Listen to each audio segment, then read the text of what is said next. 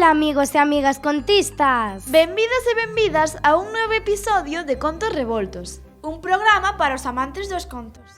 Somos o alumnado de primeiro da ESO, do colexio As Revoltas, e estamos aquí para entreterte. Hoxe presentamos o programa Sofía, Carmen e Valeria, e traemos un capítulo moi interesante. O protagonista deste episodio é un dos escritores máis importantes da literatura galega. Rosalía de Castro, Podería ser, pero non é Rosalía de Castro. Eduardo Pondal, Tampouco é Pondal. Manuel Antonio. Andas preto. O escritor do que imos falar tamén era de Rianxo, como a Manuel Antonio. Ah, xa sei. Sí, eu tamén sei. A ver, quen é? Castelao. Efectivamente, hoxe imos contar uns contos do Gran Castelao. E para iso temos uns convidados moi especiais. Uns rapaces e rapazas que o saben todo sobre este escritor. Son Bruno, Irene e María, as nosas compañeiras de cuarto da ESO. Este ano estudaron a Castelao e aínda o teñen moi fresquiño. Benvidos e benvidas a Contos Revoltos. Que nos podedes contar sobre Castelao? Ola, Moitas grazas por convidarnos ao voso programa. É un placer estar aquí con vos. Castelao é unha figura moi relevante na historia da literatura galega. E non só na literatura, podemos dicir que é unha figura clave da historia de Galicia. Efectivamente, Castelao foi escritor, pero tamén debuxante, político, e todo un símbolo para os galegos e as galegas. O seu nome completo é Alfonso Daniel Rodríguez Castelao e naceu na vila de Rianxo en 1886. Con 10 anos, emigrou a Argentina coa súa nai, onde xa estaba o seu pai traballando. E logo volveu a Galicia, estuvo bacharelato e despois medicina. Aprobou a carreira, pero despois nunca traballou como médico. Como el mesmo dixo, Fíxeme médico por amor a meu pai, non exerzo a profesión por amor á humanidade. Os seus intereses eran outros, a pintura, a literatura e a política. Formou parte do Grupo Nós, participou nas Irmandades da Fala, no Seminario de Estudos Galegos e na Real Academia Galega. e tamén tivo un importante papel na creación do Partido Galeguista en 1931. Foi escollido deputado e o seu traballo nesta etapa resultou fundamental para que se aprobase o Estatuto de Autonomía en 1936. Cando estalou a Guerra Civil en 1936 e a posterior ditadura franquista, Castelao tivo que exiliarse e marchou a Bos Aires. Alí seguiu traballando ata a súa morte para defender a República e o galeguismo. O seu soño era volver a unha Galicia libre. Pero non puido ser, xa que faleceu en Bos Aires en 1950. Posteriormente, en 1984, os seus restos foron repatriados e trasladados ao Panteón de Galegos Ilustres en Santiago de Compostela. E isto sería o resumo da súa vida.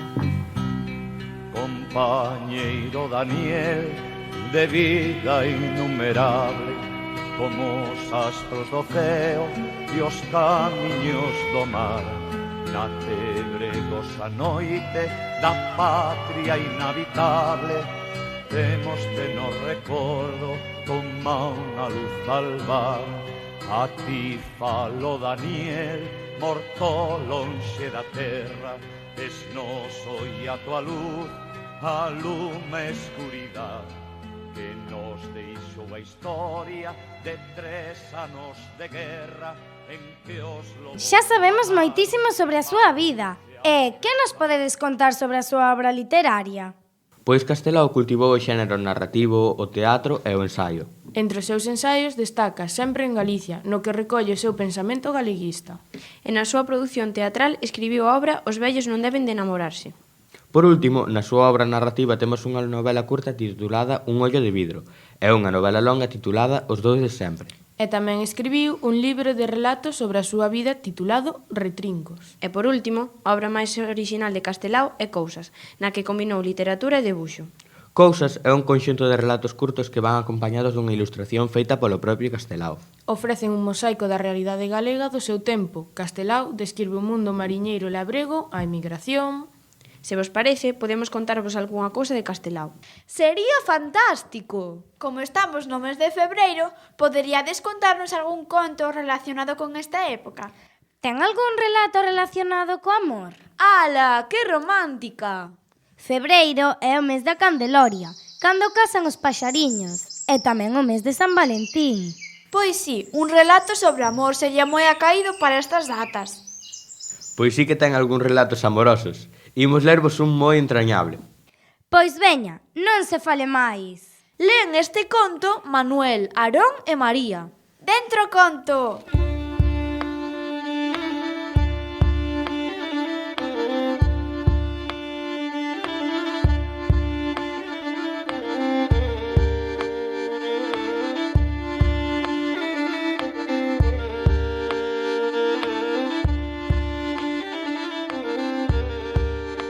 Dous vellos que tamén tiveron mocidade, que se coñeceron nun baile, que logo se casaron por amor e que viviron amándose totalmente.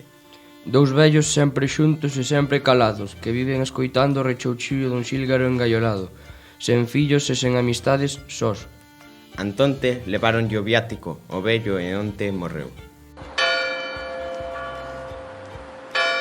A compañeira dos seus días vestiuno, afeitouno e puxolle as mans en cruz.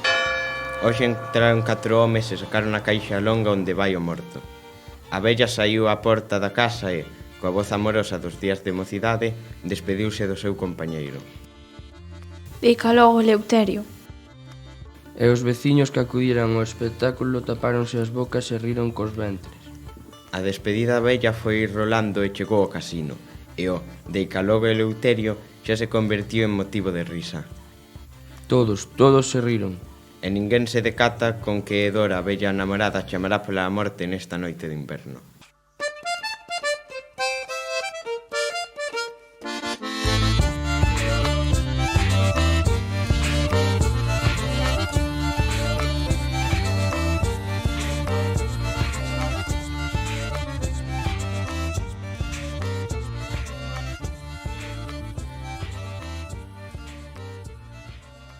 Vaia, pobre velliña namorada. Que historia tan conmovedora! E que triste tamén.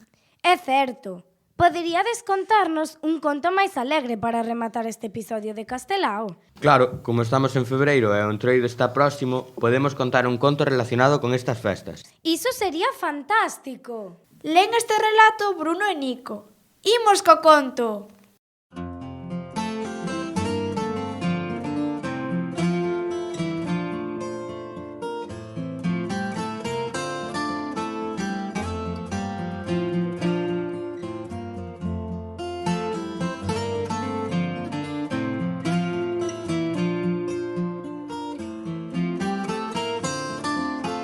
Xa van alá moitos anos e aínda hoxe teño remorsos. Non había entroido que deixasen de vir a miña casa dúas máscaras choqueiras.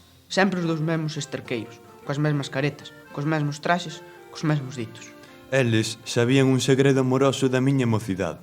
E todos os anos viñan chantarmo na cara coas mesmas verbas, coas mesmas gargalladas paifocas.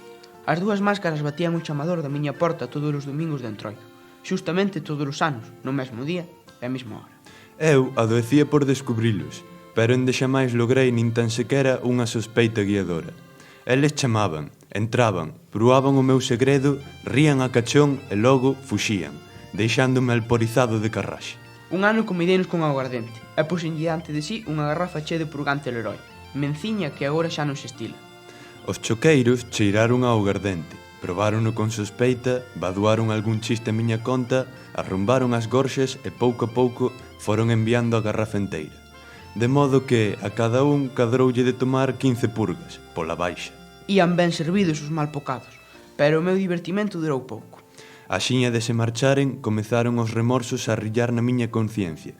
Eu era un criminal e o suor do frío, do arrepentimento, corríame polo corpo. Saín da casa en procura dos choqueiros. Cachei as tabernas e bailes de tranca e as máscaras non apareceron.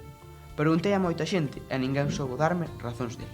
A mañanciña do luns colleume aínda na rúa, todo apoubigado, en procura dos choqueiros. Ende xamais volvín a velos diante de min. Ende xamais. E quedoume un remorso tremendo porque... morrerían.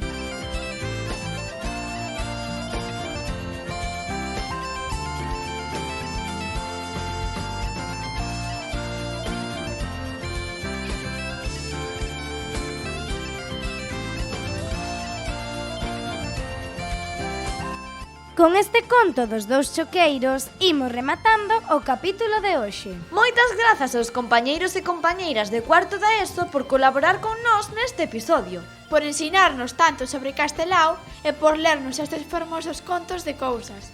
E tamén grazas a vos por escoitarnos, queridos ointes. Despedímonos ata o vindeiro programa. Non faltedes. Colorín colorado. Este conto está rematado. Ata outra, contistas!